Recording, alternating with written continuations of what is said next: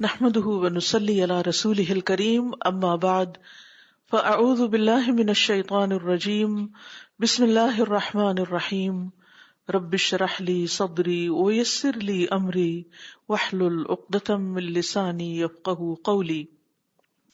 توبہ کے انعامات۔ لوگ جب سے پیدا کیے گئے مسلسل سفر کر رہے ہیں۔ یہ دنیا نہ تو وطن ہے اور نہ ہی پرماننٹ ریزیڈنس کی جگہ، بلکہ یہ تو عبور کرنے کی جگہ ہے، کراسنگ پوائنٹ ہے، جنکشن ہے اور ایک پیسج ہے۔ مثلاً آپ کسی بلڈنگ میں داخل ہوتے ہیں تو جہاں آپ کو جانا ہوتا ہے وہاں جانے تک کے لیے راستے میں کیا ہوتا ہے؟ ایک گزرگاہ ہوتی ہے، ایک پیسج ہوتا ہے، اور وہاں سے آپ کیا کرتے ہیں؟ گزر جاتے ہیں اور پہنچتے ہیں اپنی منزل تک۔ تو دنیا جو ہے یہ قرار کی جگہ نہیں ہے، منزل نہیں ہے، ایک پل ہے عبور کرنے کی جگہ۔ پل سے کیسے گزرتے ہیں؟ کسی گلی سے، سڑک سے کیسے گزر جاتے ہیں؟ وہاں کھڑے تھوڑی ہوتے ہیں، چلتے جاتے ہیں کیونکہ مسافر ہیں، پاسر بائے۔ اور نہیں ختم ہوگا سفر مگر اللہ کے سامنے آ کر، اللہ کی طرف آ کر ہی سفر ختم ہوگا۔ یعنی جب ہم اللہ کے پاس پہنچ جائیں گے، اللہ کے سامنے جا کھڑے ہوں گے، وہ ہے منزل۔ جس نے بھیجا ہے نا، جس نے پیدا کیا ہے، ایک دن واپس اس کے سامنے جا کے کھڑے ہونا ہے، اس تک واپس پہنچنا ہے۔ تو جس نے اپنے سفر میں اچھا طریقہ اختیار کیا، اچھی طرح یہ سفر گزارا، تو اسے ہمیشہ کی جنت میں ہمیشہ کی نعمتوں کے ساتھ بدلہ دیا جائے گا۔ اور جس نے اپنے سفر میں برا کیا، یعنی اس سفر کو ٹھیک سے نہیں گزارا، ایکسیڈنٹس کیے، اسے جزا دی جائے گی عذاب علیم کے ساتھ، دردناک پینفل پنشمنٹ کے ساتھ، فی جہنم میں۔ تو خوش قسمت ہے وہ جس نے تیاری کی اس سفر کے لیے اور اس کے لیے پوری طرح تیار ہو گیا، اور اس نے لے لیا زاد راہ تقوی اور نیک اعمال کا۔ یعنی سفر میں اپنے ساتھ کیا رکھا؟ دل میں تقوی اور ظاہر میں نیک اعمال۔ اور بدبخت ہے وہ جس نے ضائع کر دی اپنی عمر غفلت اور گناہوں میں، اپنے اصل منزل کو بھولا رہا، غافل رہا، تو اس کی آمد اپنے رب کے سامنے گناہگاروں، نافرمانوں اور مجرموں کی طرح ہوگی۔ یعنی ایسا شخص نافرمان، گناہگار اور مجرم بن کر کھڑا ہوگا اپنے رب کے سامنے۔ قرآن مجید میں آتا ہے نا، اِنَّهُ مَن يَأْتِ رَبَّهُ مُجْرِمًا۔ کچھ لوگ ہوں گے جو فرما بردار حیثیت میں اپنے رب کے سامنے اطاعت کے ساتھ، نیک اعمال کے ساتھ کھڑے ہوں گے، اور کچھ مجرم بن کے کھڑے ہوں گے۔ یعنی اس سفر کے دوران انسان سے لامحالہ طور پر لازماً کچھ نہ کچھ ایسی باتیں ہو جاتی ہیں، کچھ ایسے کام ہو جاتے ہیں جو پسندیدہ نہیں، جن پہ اس کی تعریف نہیں کی جاتی، اس کو اپریشیٹ نہیں کیا جا سکتا۔ کیوں ایسا کیوں ہوتا ہے؟ تو آپ کے ساتھ ہوتا ہے کہ آپ ایک بات کہنے کے بعد سوچتے ہیں مجھے یہ نہیں کہنا چاہیے تھا؟ کبھی ہوا ایسے؟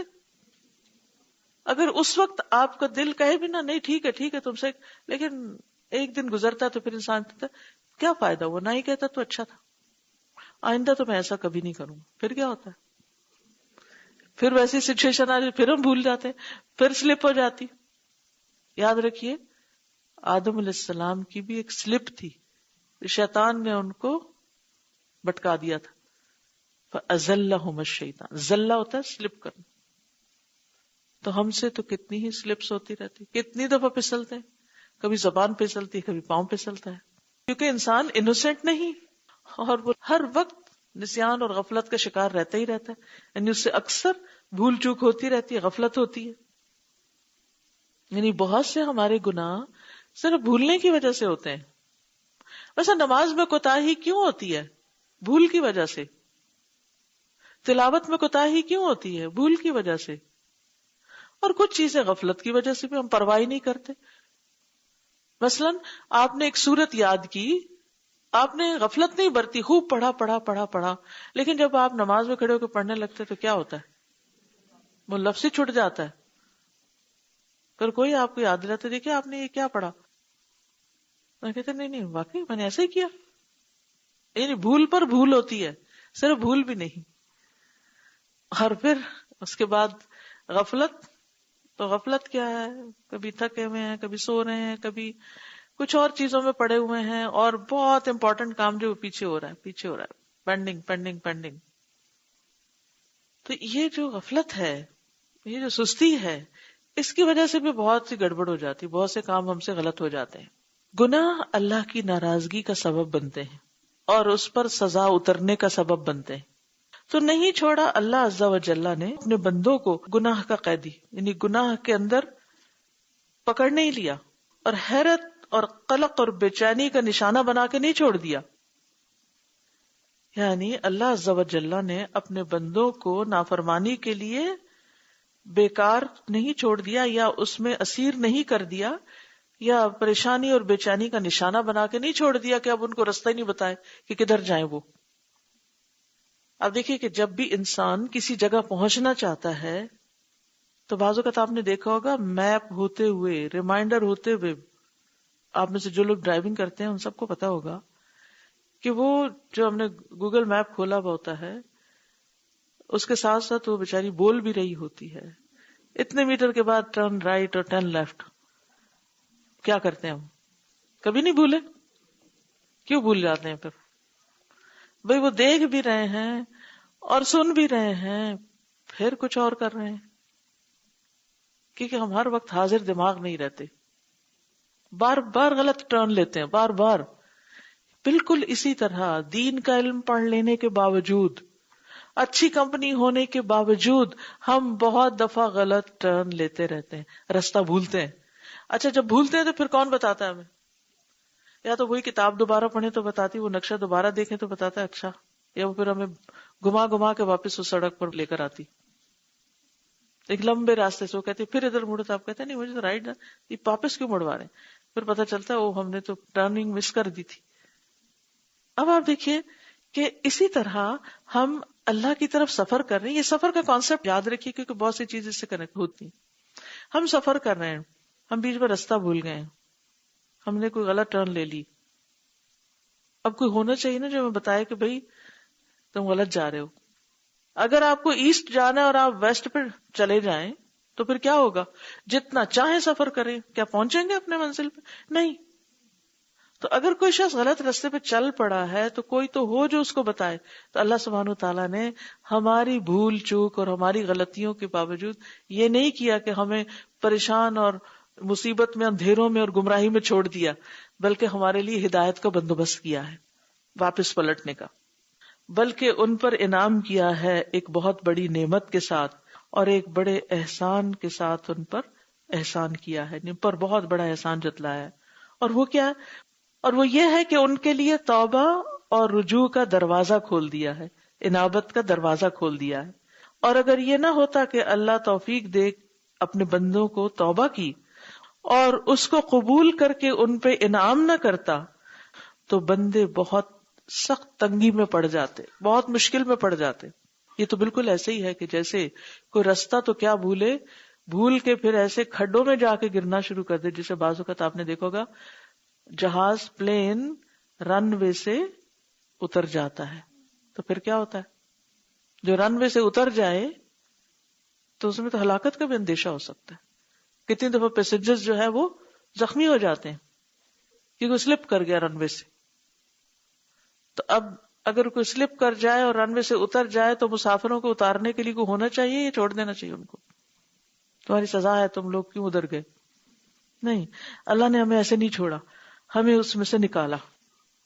اگر اللہ توبہ قبول نہ کرے اور بندوں کو اس مشکل سے نہ نکالے تو بندے سخت تکلیف اور تنگی اور مصیبت میں پڑ جائیں.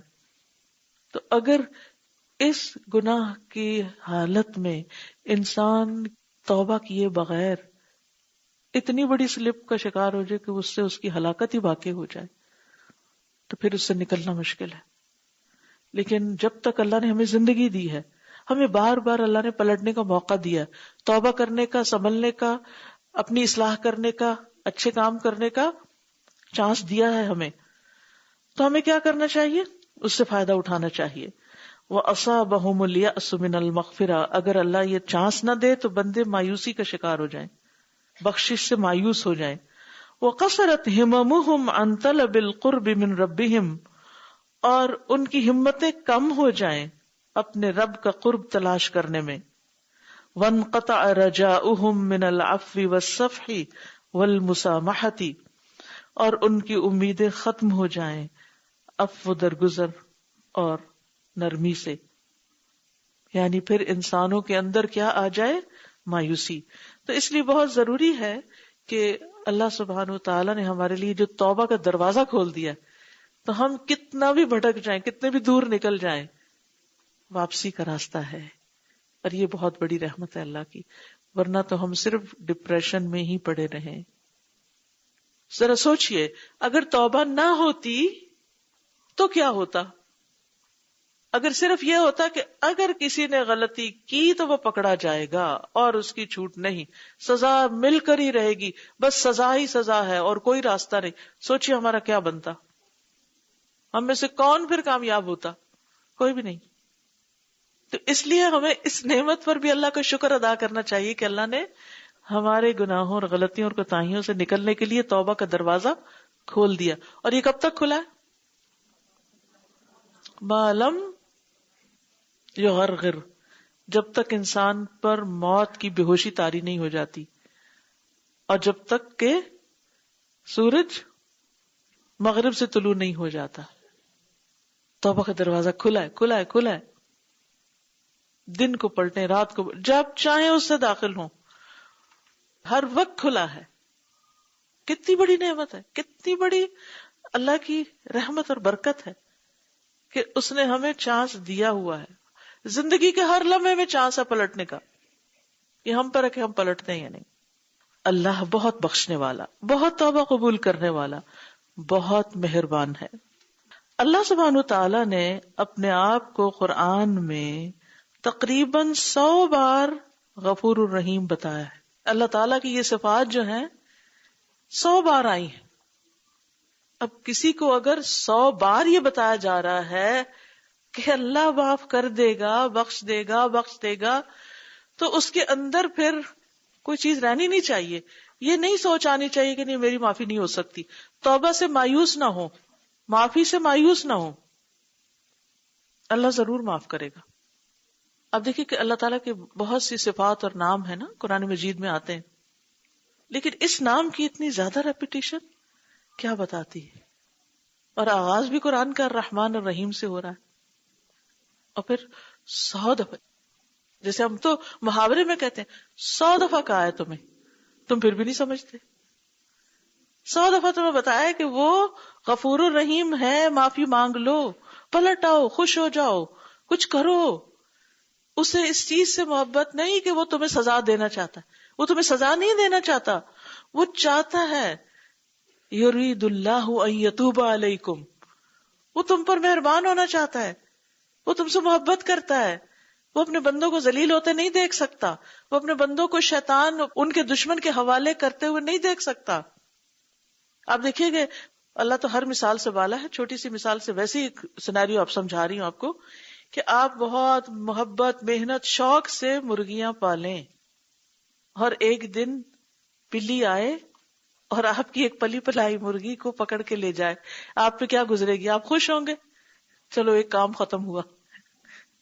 نہیں، آپ کو یہ ہوگا کہ آپ کو تکلیف ہوگی.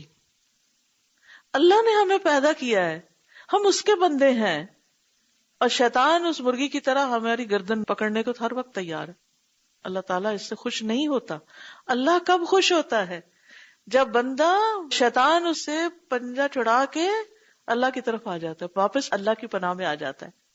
اللہ سبحانہ و تعالیٰ اس وقت بے حد و حساب خوش ہوتا ہے. یعنی ایسی خوشی اللہ سبحانہ و تعالیٰ کو ہوتی ہے کہ جس کا بندہ اندازہ ہی نہیں کر سکتا. جب بندہ گناہ چھوڑ کے اللہ کی طرف لوٹ کے آتا ہے، یا غلطی کرنے کے بعد ریئلائز کرتا ہے کہ I was wrong، میں نے غلطی کی، اللہ تو مجھے معاف کر دے، سچے دل سے جب وہ اللہ کی طرف پلٹ. اللہ کبھی نہیں چاہتا کہ وہ ہمیں ہمارے دشمن شیطان کے حوالے کر دے اور ہم تباہ ہو جائیں. یرید اللہ ان یتوب علیکم، وہ تمہیں معاف کرنا چاہتا ہے تو تم پلٹ آؤ اس کی طرف. وامتن علی عبادہ بالتوبۃ فی کثیر من الآیات الکریمات، اور اللہ سبحانہ وتعالی نے احسان کیا ہے، یہ احسان جتلایا ہے اپنے بندوں پر توبہ کا بہت سی معزز آیات کریمات میں۔ قال تعالی، اللہ تعالی کا فرمان ہے، واللہ یرید ان یتوب علیکم ویرید الذین یتبعون الشہوات ان تمیلوا میلا عظیما، اللہ تو چاہتا ہے کہ تم پر مہربانی کرے، ویرید الذین، اور چاہتے ہیں وہ لوگ، یتبعون الشہوات، جو اپنی خواہشات کی پیروی کرتے ہیں، ان تمیلوا میلا عظیما، کہ تم سیدھے راستے سے ہٹ جاؤ، میل ہوتا بینڈ ہونا، ٹلٹ ہونا، میلن عظیما، بہت زیادہ ہٹ جانا، یعنی جو لوگ خود بھٹکے ہوئے ہیں خود تمہیں بھی اپنا ساتھی بنانا چاہتے ہیں، وہ کیا چاہتے ہیں تم بھی ان کے ساتھ مل جاؤ، لیکن اللہ چاہتا ہے کہ نہیں، تم میری طرف واپس آ جاؤ، چاہے سب کو چھوڑ کر آنا پڑے۔ تو بعض اوقات ہوتا ہے ہمیں سارے دوست چھوڑنے پڑتے ہیں، ہمیں اپنی فیملی سے دور ہونا پڑتا ہے، ہمیں اپنے محبوب ترین کام چھوڑنے پڑتے ہیں، کیونکہ وہ اللہ کو پسند نہیں۔ اور اللہ کو کیوں نہیں پسند؟ کیونکہ وہ چیز ہمارے لیے ہارمفل ہے۔ اللہ تعالیٰ نے ہم پہ جو پابندیاں لگائی ہیں نا، یہ نہ کرو، زنا کے قریب نہ جاؤ، فحاشی کے قریب نہ جاؤ، نشے کی حالت میں نماز کے قریب نہ جاؤ، جو شروع کی آیت تھی، تو وہ کیوں چاہتا ہے کہ ہم قریب بھی نہ جائیں اس کے؟ کیونکہ اس کو پتا ہے کہ اگر ہم قریب گئے تو ہم پھنس جائیں گے، اور پھر اس میں ہماری ہلاکت ہے، کہیں جان کی ہلاکت ہے، کہیں مال کی، کہیں عقل کی، کہیں نسب کی، کہیں کسی اور چیز کی۔ تو وہ ہمیں دنیا میں بھی مصیبتوں سے نکالنا چاہتا ہے۔ اور پھر سب سے بڑی بات یہ کہ ہر گناہ کا اپنا ایک سائیڈ افیکٹ ہوتا ہے، وہ گناہ کی ایک لذت ضرور ہوتی ہے وقتی طور پر، نفس چاہتا ہے اس کو بار بار کرے، کوئی بھی غلط کام اس کو کر کے ایک مزہ آتا ہے، وہ ہمارا جو حیوانی نفس ہے نا وہ خوش ہوتا ہے اس وقت، لیکن اللہ کو پتا ہے کہ اس خوشی کے بعد جو تکلیف آنے والی اس بندے پر وہ بہت ہی بری ہوگی، تو بہتر ہے کہ نہ ہی جائے اس طرف۔ تو وہ ہمیں روکتا ہے اس سے، نہیں جاؤ ادھر، نہیں جاؤ۔ تو قرآن مجید میں جتنی بھی چیزوں کو اس نے ہمارے لیے حرام کیا، خواہ وہ ربا ہے، خواہ وہ حرام ریلیشن شپس ہیں، یا نظروں کا بھٹکنا ہے، یا دل کا بھٹکنا ہے، یہ ساری چیزیں انسان کے لیے تکلیف دہ ہیں، الٹیمیٹلی خسارے کا باعث ہیں، پریشانی کا باعث ہے۔ تو اس لیے اللہ کیا چاہتا ہے؟ اس سے نکل آؤ، اس سے چھوڑ دو۔ ایک اور مثال سے ایک سیناریو سمجھاؤں گی کہ جیسے بچہ چاہتا ہے کہ سنو میں جا کے کھیلے، ماں دیکھتی ہے کہ آج ٹیمپریچر بہت ہی ڈاؤن ہے، سنو میں کھیلے، لیکن اگر 0 ڈگری ہوگا تو کوئی بات نہیں، اگر -10 12 ہے تو وہ کھیلنا تو بہت نقصان دہ ہو سکتا ہے، سنو آئس بنی ہوئی ہو، یہ پھسل جائے گا، اس کی ہڈی پسلی ٹوٹ جائے گی۔ آج اس کو نہیں جانا چاہیے کہ بچہ کے چھوٹ کے ہاتھ چھڑا کے جا رہا ہے، لیکن اللہ کو پتا ہے نا کہ ہم جن چیزوں کی طرف بھاگ بھاگ کے جا رہے ہیں وہ ہمارے لیے بڑی خطرناک ہے، ہم اپنی ہڈیاں پسلیاں توڑا بیٹھیں گے ان میں، تو وہ ہمیں روک رہا ہے۔ یہ اس کی محبت ہے کہ وہ ہمیں روکتا ہے، وہ ماں سے زیادہ محبت کرتا ہے ہم سے، تو اس لیے اس کی بات سن لینی چاہیے۔ سبحانک اللہم و بحمدک، اشہد ان لا الہ الا انت، استغفرک و اتوب الیک۔ السلام علیکم و رحمۃ اللہ وبرکاتہ۔